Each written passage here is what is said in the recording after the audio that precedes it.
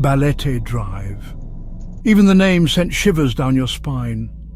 It was a place where darkness clung to the trees, where the air hung heavy with dread.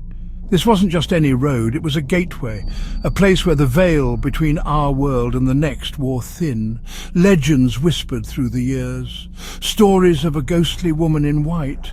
Her sorrowful cries echoed in the night. They said she haunted the road, searching for something lost, or perhaps someone. The old balete tree stood at the heart of it all. Its gnarled branches reached out like skeletal fingers, its roots burrowed deep into the earth, as if it drew power from the darkness below. Some said she died on that road, a tragic accident. Others whispered of a broken heart. Whatever the truth, her spirit remained, trapped, searching, and forever mourning. "Ready to meet the White Lady?" he asked, his voice full of false bravado. "You don't actually believe that stuff, do you?" "Let's just get this over with," she mumbled, clutching her phone as if it were a lifeline. "Midnight," he announced. "Time for our little ghost hunt." He tried to sound brave, but a tremor of fear ran through him. They were college students, young and foolish enough to tempt fate. They had heard the stories, of course, who hadn't, but tonight they would see for themselves. They stepped onto Balete Drive, their laughter fading into the oppressive silence. The air grew colder. The streetlights flickered, casting long dancing shadows that seemed to writhe with a life of their own. They walked in silence, their eyes scanning the shadows. Each rustle of leaves, every creak of a branch, sent shivers down their spines. "Did you hear that?" Yumi whispered, her eyes wide with fear. "Hear what?" Miko asked, his voice strained. "A whisper," Yumi breathed, "like someone or something is watching us."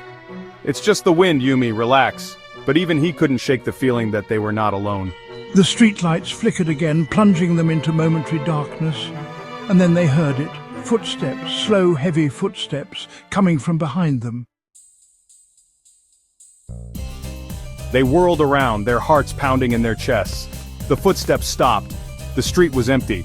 See? Just our imaginations.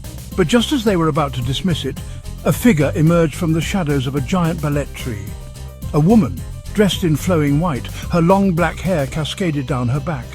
Her face was obscured by the darkness, but her eyes glowed with an eerie light. Yumi gasped.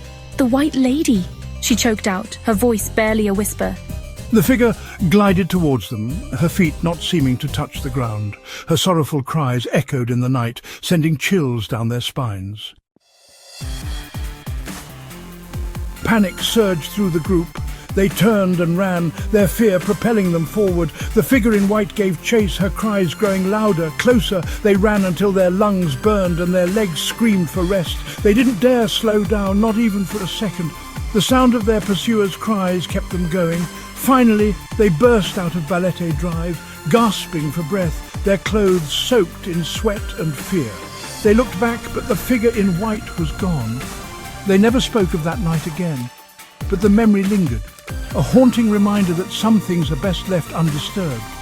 And Balete Drive remained, a place of shadows and whispers, where the White Lady still searched and waited. If you enjoyed this story, don't forget to like and subscribe for more chilling tales.